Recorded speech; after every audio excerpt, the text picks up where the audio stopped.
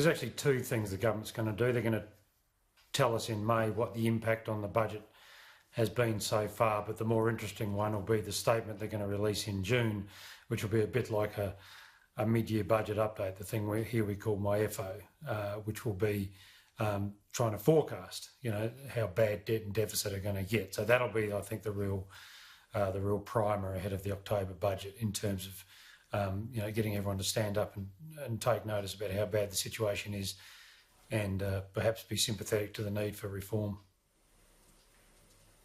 Yeah, so that's interesting. The need for reform and whatever is in that budget, as I said, the time to digest it, it's going to be such a big figure.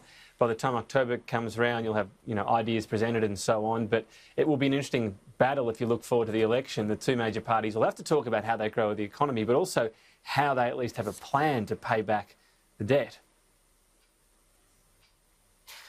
Yeah, that's right. But I mean, the sort of as Scott Morrison has said, his plan to pay back debt and pay back debt and deficit is to grow the economy, and that doesn't involve new taxes. That involves stimulating employment, and to stimulate employment, you've got to stimulate business investment. So it'll sort of be this business-led recovery from the federal perspective, and then the states will be asked to, do a lot of things. They've been under pressure to do a lot of to do for a number of years, but it's been sort of this glacial process through COAG.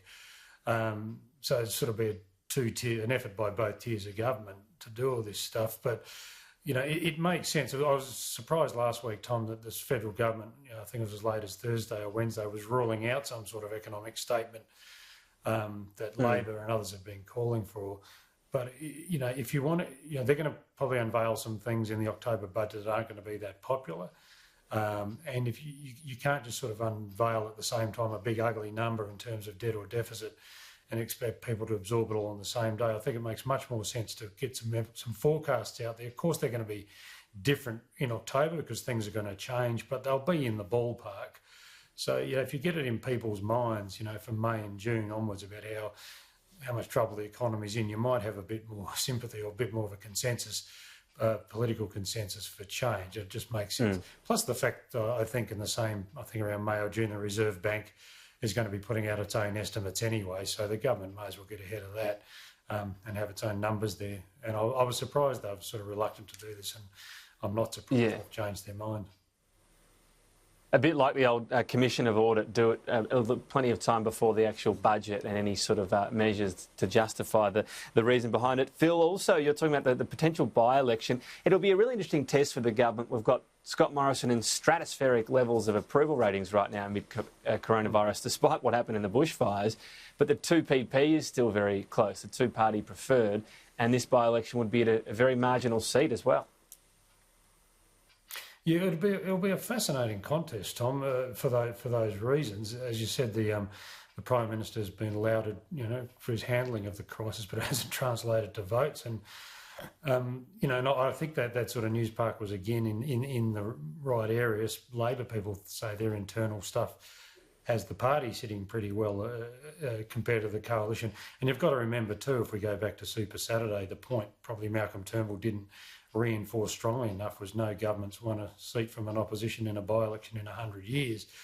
So, historically, you wouldn't expect the government to win Eden Monaro. I mean, it's just, we're in such weird times, though. Who knows, anything could happen. But it'll be a tight contest. It would come down to the calibre of the candidate. Labor will be losing because Mike Kelly's such a popular guy there. He's probably his primary vote's 2 to 3%.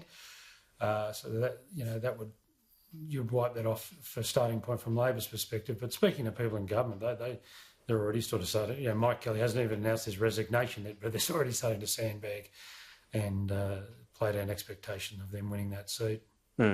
Even though, I guess you've got to remember Morrison might be doing a good job. Yeah. But people out there are still losing their jobs and businesses and things like that. So there's not a great deal of sort of enthusiasm or happiness in the community at the moment, and that does tend to be reflected when people vote.